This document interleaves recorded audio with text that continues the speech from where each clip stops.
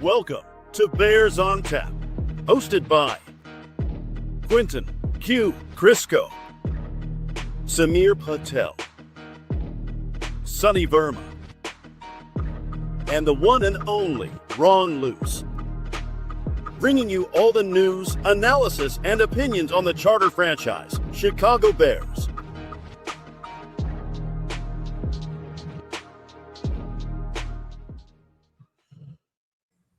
Some people ran on adrenaline. Some people are running on no sleep. Some people are doing all the above. Because whether you believe it or not, even after a night of dreaming, the Chicago Bears are on to the NFC quarter finals after defeating the Green Bay Packers. Good morning, everybody. Holy hell, what a morning it is. I'm Ron Luce, joined by the one and only Mr. Sonny Verma. Sonny, first off,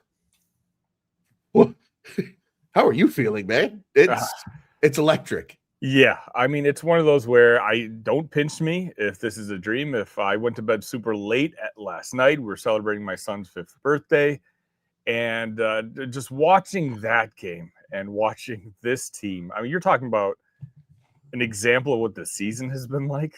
That game was the perfect example of everything.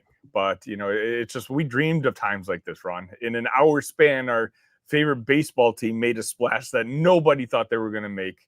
And all of a sudden, I felt like the vibes changed as soon as that announcement happened, because our favorite football team all of a sudden had one of the most miraculous comebacks in Chicago sports, NFL history. And it's a good time to be alive. It's a great time to be alive. What a game it was. Good morning, Scott from Iowa. Last night was not a dream. It was always Chicago. Bear down. And we also got another one here. Nefarious. What a game. It's a great to be a Chicago Bears fan. And yes, it is. And Sonny, you put it perfectly. And I'll tell you what, this first off, what a fun football game to watch. Oh, yeah. What a fun football game to watch. This was absolutely spectacular. It is a great day to be a Bears fan. Football is fun, Q. You are right. We miss you this morning, good sir. Safe travels to you, our good friend. We'll see you very, very soon when it's all said and done. But, Sonny, I'll tell you what. I was amidst a group of friends taking in this game last night, and my parents and my wife and even my mother-in-law was there. We were getting down watching the Bears. And there was something in my gut going into that football game last night. I don't know what it was. I wasn't nervous. Everybody else I talked to, nervous. They're nervous. There's so much riding on this. I'm a mental mess. I was like, yeah, I'll probably be nervous during the game. I said, but I have a confidence about this team. Something's different with this Bears team. And even when it was 21-3, I kept looking at everybody. Now, granted, I had joked with everybody at that point that my soul was sold to the devil at some point in that first half. Honey bears, black cats, it doesn't matter. We were exercising demons last night, and the Chicago Bears exercised demons because, Sonny, not only did they beat the Green Bay Packers in the playoffs, it's only we talked about it in the preview show. It's only the third time that has ever happened where the Bears and Packers have played in the NFL playoffs. And then on top of that, they also exercised the demons of the all blue jerseys. Because prior to that, friend of the program, Brendan Shagru, did a little research. Since at least 1960, which is pretty much when at least the research went back to, it was zeros in terms of the win column for the Bears when wearing the all blue. And they completely changed the momentum. The stream got me so hyped. I could build a house, tear it down, rebuild it, and then rip off its foundation. I think that's a great expression of how every Bears fan feels. And Crooked Commish is right. How are you guys enjoying your hangover? I'm loving mine. I am also enjoying. I'm running on adrenaline and just pure fumes, Sonny, because I don't think the city of Chicago slept last night. I really don't. No, we're all waiting for that good, better, best video, and then even that. I don't know about you. I watched that Caleb 4th and 8 throw. Like if it's possible to break your phone from watching a single 13-second video too often, I would have accomplished that feat last night. It was just one of those where, the good, better, best video came out, then you just saw the whole post-game speech from Ben Johnson and then Caleb Williams giving the ball back to Ben Johnson for his first ever playoff victory as head coach. I didn't want to go to bed, right? Like, how seldomly, like, when was the last time we had a win like that? And you're talking about maybe the NFC Championship game to get to the Super Bowl, a couple decades ago, it feels like at this point. But to have this, like, I think you're right. It was 21-3, and I certainly didn't feel good.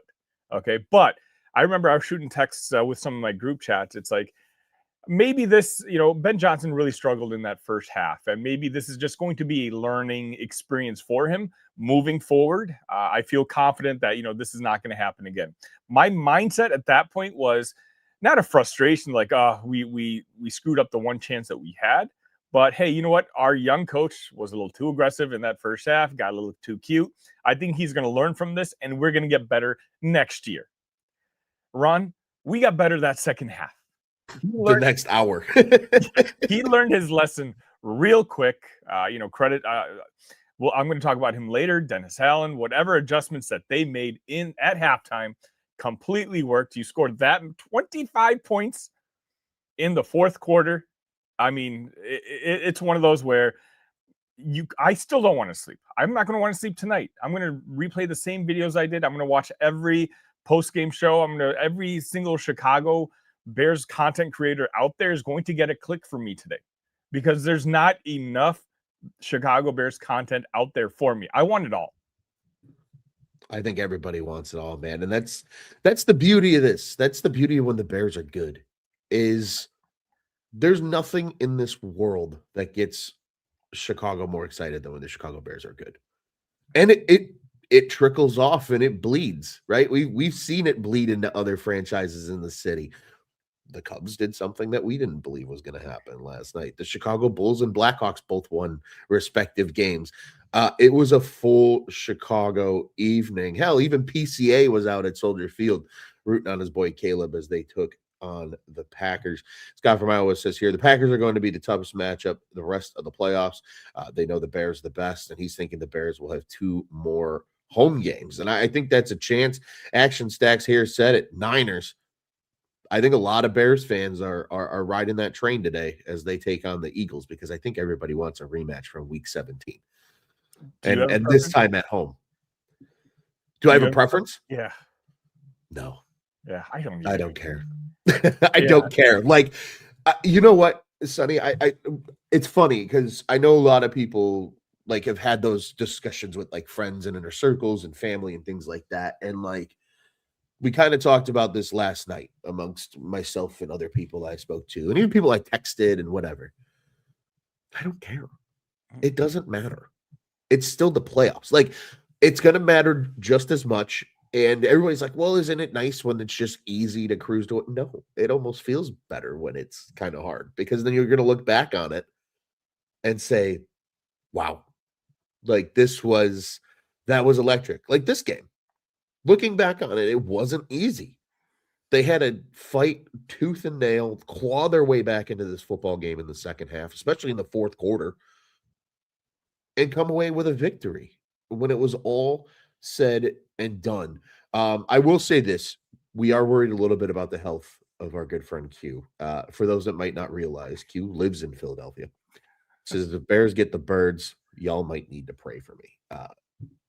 We might need to. We might need to, indeed. Cyber Johnny says here in the playoffs, every team, every game is a crapshoot. Each individual game comes down to errors and luck. Consistency of what happened in the regular season goes right out the window. I completely agree. Well said, Cyber Johnny. Like, that's why I'm not worried about who we play. Yeah. It's not one of those teams it's one of those seasons where it's just like, let's put the ball down and hike it. Let's just play. It's a team like, again, you never know. Until Caleb Williams said, what was the quote? Until it's got zeros on the scoreboard, just look up and see what the final score is. If we go into next game being, touchdown underdogs, fine. If we're field goal favorites, fine. I just don't think that matters with this football team. No. It's this fun.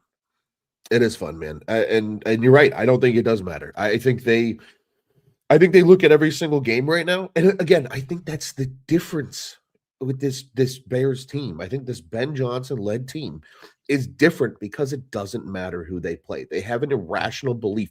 Dare I say they are almost too young, dumb, and naive to care about what the odds makers tell them, or what the public says, or what the greater talking heads say. They don't care.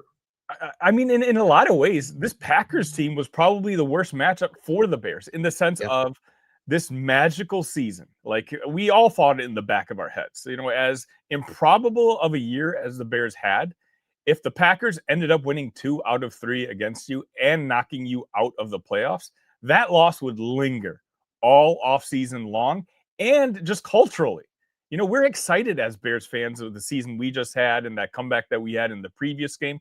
But ultimately, if the Packers had the last laugh, that would have carried on over to next season and moving forward. Now, I hate to say that we're playing with house money because I know the locker room does not believe that.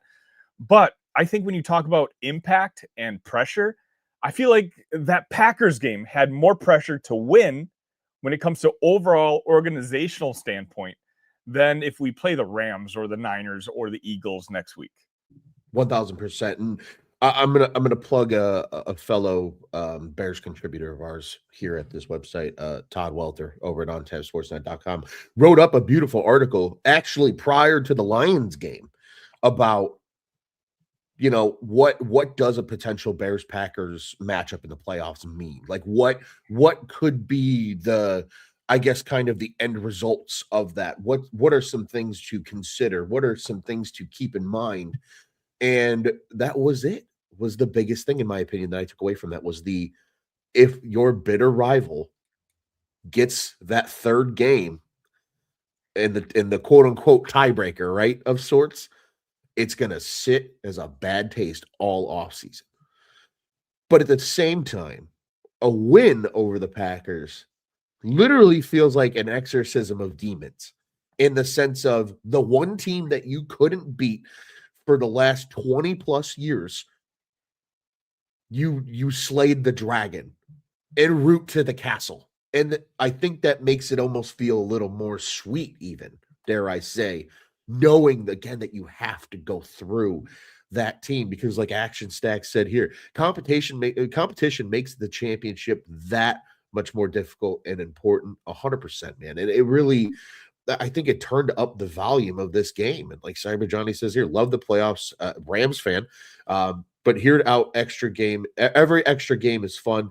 He says if his guys lose, it'll be a shame. Same goes for all of our teams. The last big game is all that matters. 100%. And you got to take it 1 week at a time. You got to keep going, because all these teams have the same goal in mind. It's not just, hey, we want to win one playoff game. No, of course not. They all want to be playing for the Lombardi Trophy when we get to February. And I think that's obviously what everybody's keeping in mind. A quick Bear Don and Da Bears from David here in the comments section. And, Sonny, I'll tell you what, Scott from Iowa nailed it. Alex Bregman already out there on IG flying the Bears flag. Says credit to him for signing with the Cubs last night and motivating the Bears to win. Hey, man, the timing of everything was absolutely hilarious. And it almost felt kind of magical. And that was kind of the my favorite part of this game, Sonny, when it's all said and done, is this game reinforced what this Bears team's been about all season. And that's, they are literally not out of it until you can't let them play any more football.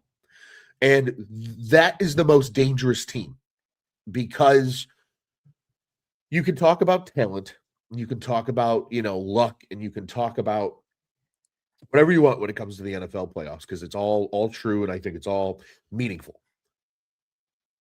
But irrational belief in yourselves, no matter what, is the single greatest weapon that a team can have, because it's a mindset. Like, it's truly, I know a lot of people are, you only believe so much, it's whatever, but like, it's almost manifestation of, we're always in this football game, we're not out of it, and you can't tell us we're out of it. And because of that, if I'm any other team in the NFC, I don't want to see the Bears.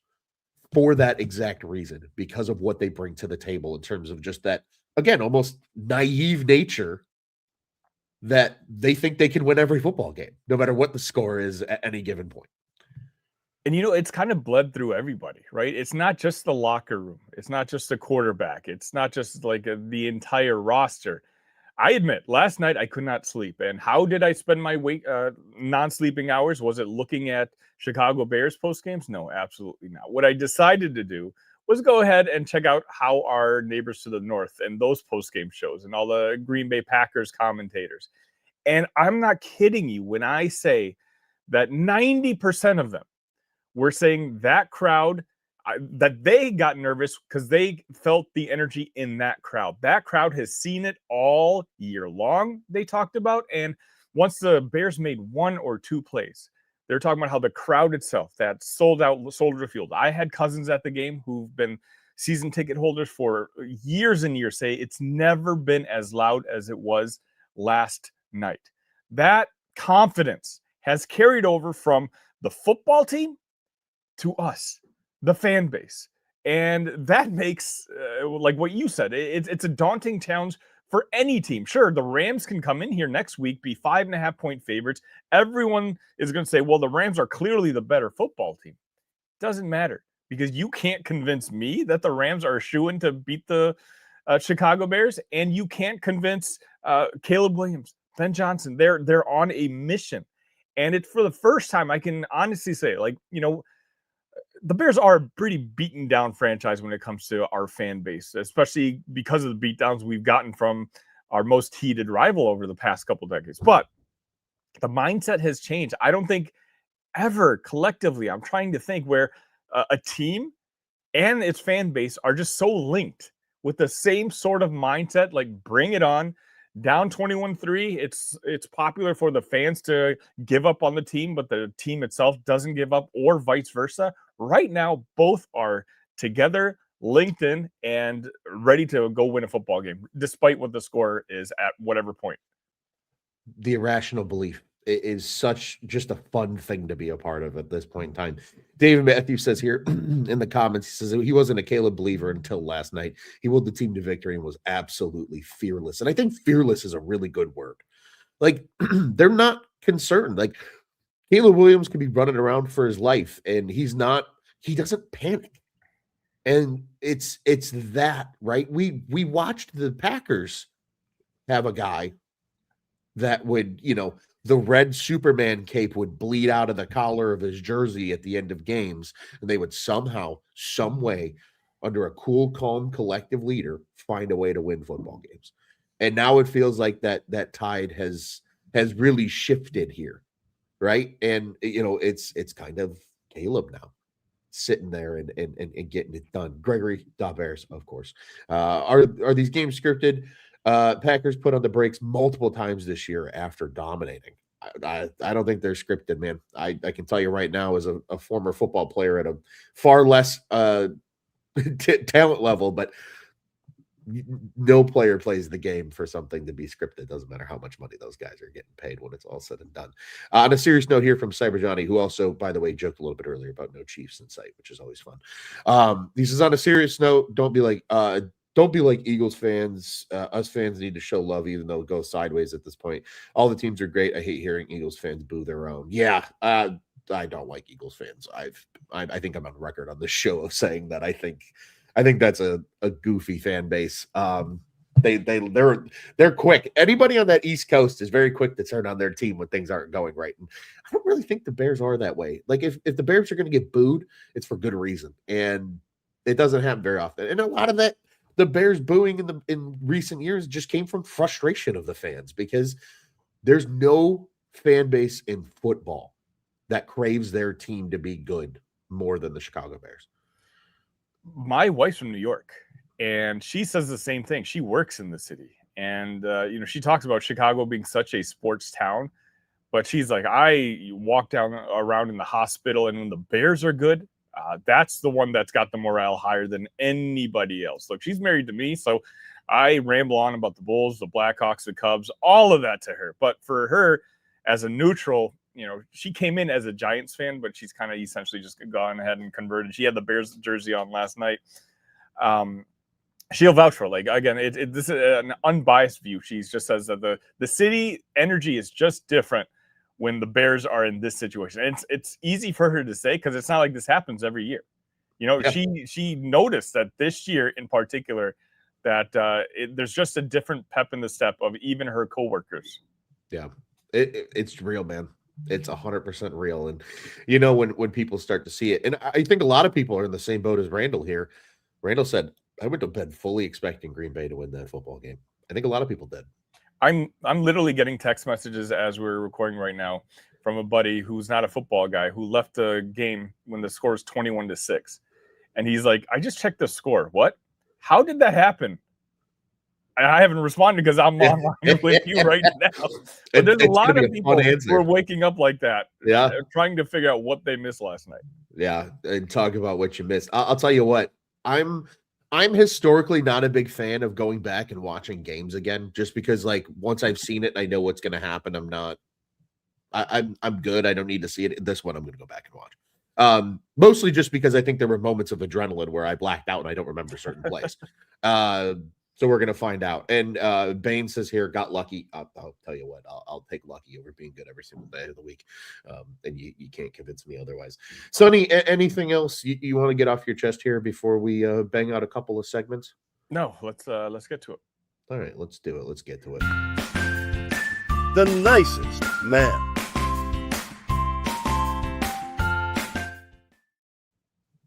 I'll tell you what, I just played the puppy for morale. I don't think I can pick anything bad about this football game right now. Just sheerly for vibe reasons only. I'm good with that. Yeah, I'm not going to damper this sort of win and in any sort of way. Maybe that's for a Tuesday or Wednesday show where I can be a little bit more analytical. But today, I'm riding on vibes. I am right there with you. Also riding on vibes. I just wanted to see the puppy. There's always something about that puppy that fires me up, man. It's always a good time. But let's continue this thing forward and keep having some fun. The baddest man. There's a lot of choices for the baddest man. And I'll tell you what, Sonny Verma, I'm going to go ahead and step aside, and I'm going to let you take the low-hanging fruit if you want it. I think we probably got a similar name in mind.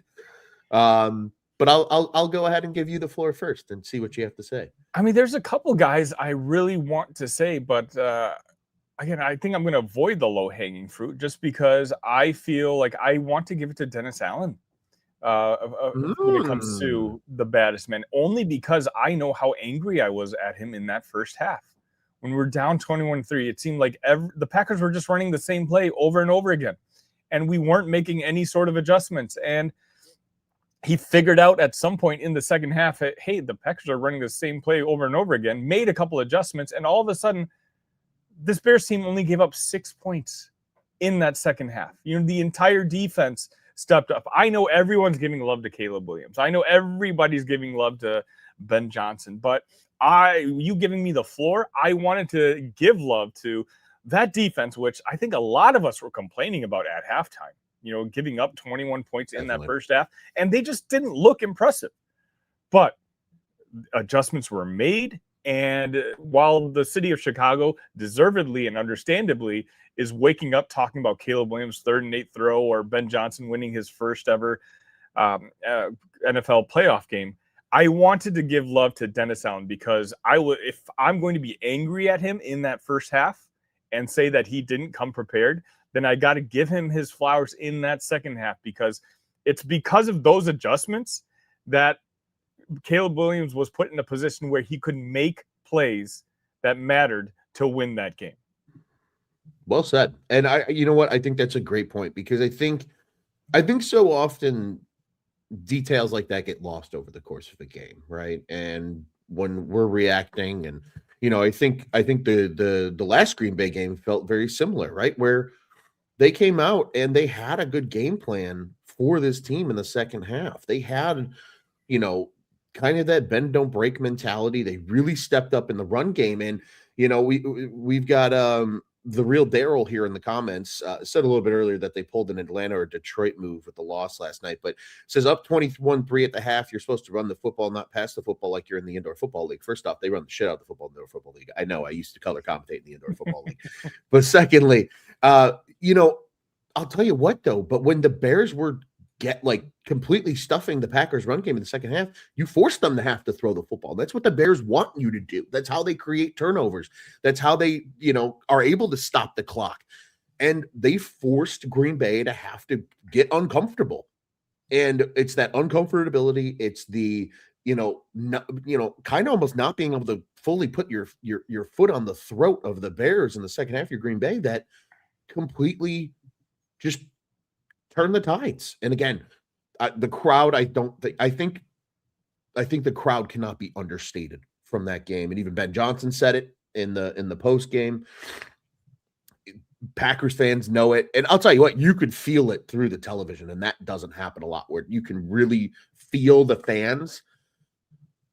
There's something about that. And Scott with a great submission here for baddest man, King Cairo's 51-yard field goal in that wind. Yeah, man. That's in a lot of ways, the crowd might be the baddest man. Yeah, that's really being real about it. Because everybody, you're talking about on the Bears side, on the Packers side, and I'm not just talking about the coach. I'm not talking about the players, but again, all their post game shows, everybody, and it's hard. It's just like we don't want to give credit to Green Bay Packer fans for anything, so it must have twisted their stomach to give us that sort of credit. So yeah, in some ways, the baddest man might have been those people at Soldier Field. Absolutely. I think that's a great point as well. Before I show Scott's comment and some of our other comments, I will share my baddest man then. I kind of wanted to take the low-hanging fruit here. And it would be really easy to do so, right? Caleb Williams was spectacular. He did a lot of good things. And continues again to kind of put the superhero cape on. And really do some things that are just unbelievable. And we've seen that all year from him, right? And his ability to be poised late in games. And frankly, we got a taste of this when he was a rookie, right? I think back to that Washington game that, of course, yes, they lost in horrendous fashion, but what goes lost in that was Caleb led them down the field to give them a chance to even have the lead in that game when neither team could find offense when it was all said and done. But I'm not going to take the low-hanging fruit either, Sonny. And I think Infurious is in my head. So I'm slightly asked them to get out, but I'm also going to comment here. Colston Loveland was amazing. And the fact that he is only a rookie is unbelievable. There was some stat that I saw last night. I think it was rookie tight ends to ever have like 9+ catches and like 130+ yards in a playoff game. And it's two names ever. It's Rob Gronkowski and it's Colston Loveland. And what company to be in, man, because that guy, talk about one of maybe, one of my favorite storylines from this season. Whenever this run comes to a halt, and we at least got one more game. But whenever this run comes to a halt, we truly get to sit back and reflect. The ascension of Colston Loveland is probably going to be one of my favorite things ever, because I remember all the posts from Colts fans in the first 6 weeks of the season about Tyler Warren. I remember the uncertainty that people had because he wasn't putting up the big stats yet and things like that. But man, oh man, you want to talk about clutch factor? There's two guys that wear red, and we our good Rams friend in the comments here, Cyber Johnny, noted a little bit earlier that they're absent from the playoffs this year because I think their witch dark magic underneath Arrowhead finally wore off after a decade. But there's a pair of guys in Kansas City that have made a career on that exact thing, that exact connection, that knowing where they're going to be. It was always 15 to 87. Where's Kelsey? Where's Kelsey? Where's Kelsey? I think Bears fans are going to be on the right side of it, and a lot of teams are going to be on the wrong side of it going forward, because it's going to be, where's Loveland? Where's Loveland? Where's Loveland? Because they're going to go to him time and time again, and you're going to see games like last night from the young man where he becomes Caleb's favorite option, and they're just playing pitch and catch the entire time. I think 3 legacies started yesterday. Everyone knows about the Ben Johnson winning his first playoff game and Caleb Williams. I mean, that's been a story all season long. I think the Colston Loveland legacy started officially. I think he introduced himself to the national fan base, the people who weren't watching every single Bears game. This kid didn't just look good. And this is for those of you who aren't Bears fans who are just tuning in to see how the Bears are celebrating that victory last night. He's been this good for the last month. He's legitimately already, he's a top 10, if not a top 5 tight end already in the NFL. And I think you put it perfectly. Caleb has found his Mahomes to Kelsey. And this connection, I hope, of course, he had that surgery in the offseason, so he had that slow start. And as you said, both of our algorithms, our feeds were bombarded by Colts fans saying, "Thank you, Bears. Thank you, Bears." Now it's like, I just want to respond with that, Colin Coward memes. Like, no, we're good. Enjoy Tyler. I'm sure he's going to be a fantastic football player for you. Yeah. But we're good. We're okay. Colston's very, very good. Colston is very, very good. It's a lot of fun, man. Before we get to our next comment, want to highlight some of the comment section as well. You guys have been popping off all show long. City's board here said 15 years since a playoff win. Yep, not anymore. It's about not even 24 hours since the last playoff win. Scott from Iowa, a good friend of ours, says teams that have scored 25 points in the fourth quarter of the playoffs or Super Bowl. It's the Patriots against Atlanta and last night, and that's it. So some incredible, incredible company. Happy birthday to Dixon, 20 years old today. And again, yes, Loveland was amazing. We'll bring that comment back. Y'all be back at the division really soon. That's okay. Until then, we're going to enjoy it. Antonio says, how happy are the Bears fans? Incredible. We are over the moon. And this one's fun from Axel. Greetings from Sweden. My kids and I sat up between 2 and 6 a.m. to watch the game live. What an amazing end. Credit to you. And yeah, what an amazing game when it was all said and done. Just like Broski Bear says here, most amazing game I've ever seen. Loveland runs routes like a wide receiver. He sure does. And Scott from Iowa. Colston Loveland had more receiving yards in his first playoff game than Travis Kelce ever had in a playoff game. That's also pretty incredible as well when it's all said and done. And finally, from our co-host, Mr. Quentin Crisco, George Kittle was my ceiling comp for Loveland, and man, he's looking like it. Sure is. He's looking like a hell of a player. Sonny, let's get to one more here before we round this thing out. Keys to victory.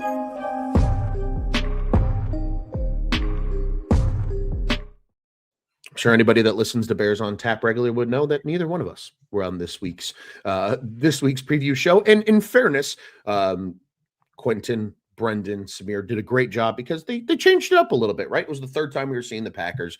Didn't want to get repetitive of things. We picked out players that had the most pressure on them, guys that could be unsung heroes, a lot of great things. So not necessarily a traditional keys to victory. So Sonny, what I'm going to ask you, in your opinion, what was your key to this victory? What had to happen no matter what for this Bears team to pull off what they did last night? I'm trying to think of something that is quantifiable. Maybe it's just keep the score close. At this point, I think between our quarterback and the guys who are giving the plays to the quarterback, I can't even say that because the score was like 21-6 coming into the fourth quarter. It wasn't even close. The Bears team just absolutely did it. I don't know if I have an answer for that. It's just simply one of those where the Bears got it done. I would have said to all the keys to the game that I would have had was have a fast start. Don't let what happened last time happen. But they didn't have a fast start. It was 21-3. So it's like every key to the game that I possibly would have had, or I said, hey, you have to do this in order to win this third game. They didn't do. And they still won. And that's why this team is so much fun to watch.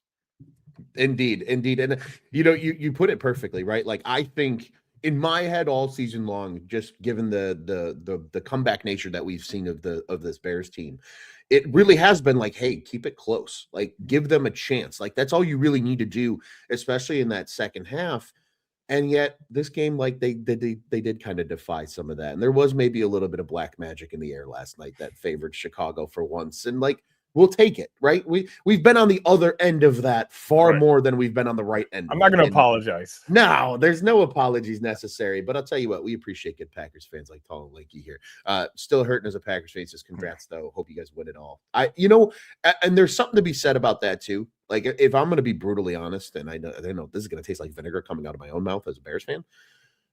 Had the decision gone the other way of this football game, I probably would have felt the same way. Like I would have wanted the Packers to keep winning, because then at least if you lose to a potential champion, it feels a lot better when you're the one losing it on the way to what feels like destiny, right, for a certain team. So I think it certainly feels that way as well. And I'll tell you what, I'm right there with you, Sonny. Like I think all of my keys, and I'll tell you what, I will say this about the fast start thing though.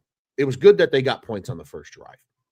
Sure. Because I think we watched this Bears team really sputter the last handful of games early to the point where it was like almost borderline embarrassing, right? I think that's the biggest key here when it's all said and done, and it's going to be crazy. And yeah, this was, I think, a great key as well from Quentin. He says, take away the run game and force them to keep throwing. Trust DA to confuse Love, and I think they did a great job at that.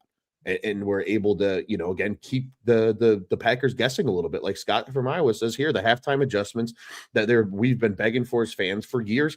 They're flipping it every game, and main reason for a 7th comeback win this season. It's absolutely undeniable. West Coast for Life says bandwagon. Hey, hop on, man. And if anybody needs to hop on, absolutely hop on. It's worth it. And Axel here all the way from Sweden says best feeling to be on the other side of a Rodgers-like comeback. Yeah, it does feel nice. I still remember, us sitting here talking to Quentin, when obviously the guys here for Bears on Tap do a great job with the Building the Board project.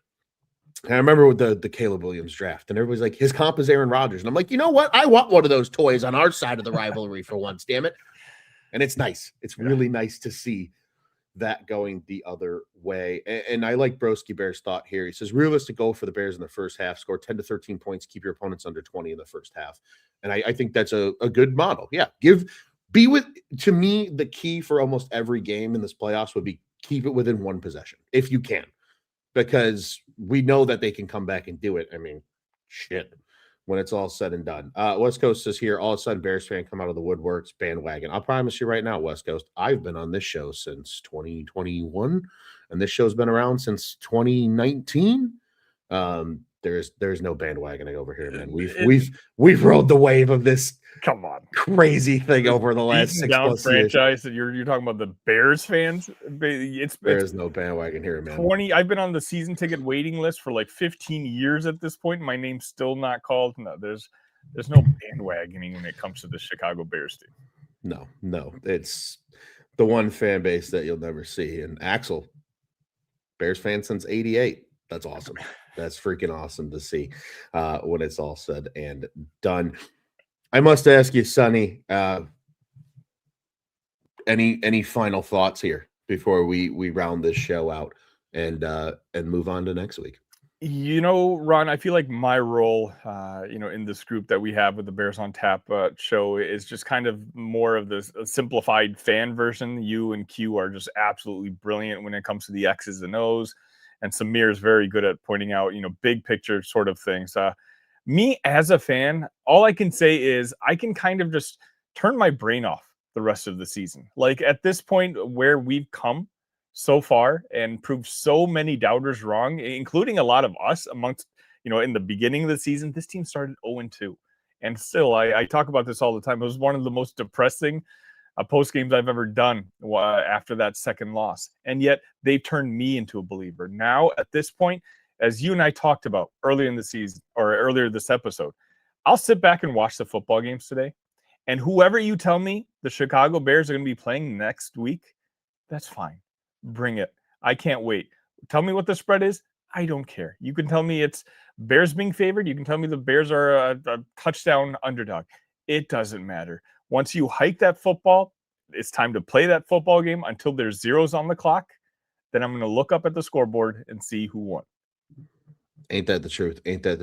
And to your point, Sonny, no matter who the Bears played in the first round, they shared the opening lines. The Bears were dogs against every potential opponent.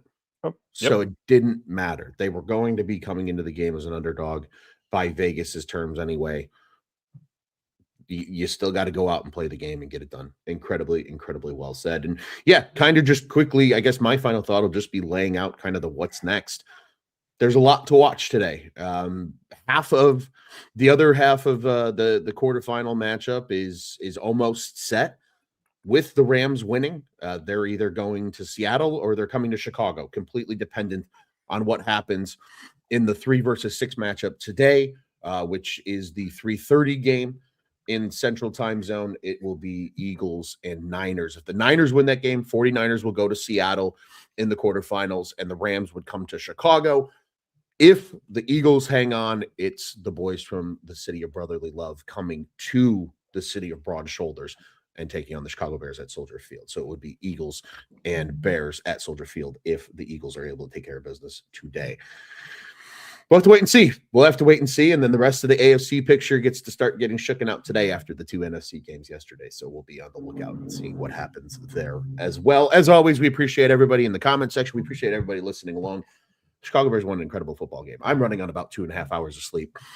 I might even go back to bed after this game and dream about this Bears team because this season has been so fun and it's not over yet. We'll be back on Tuesday with a preview for the playoff matchup, no matter what happens and who wins today.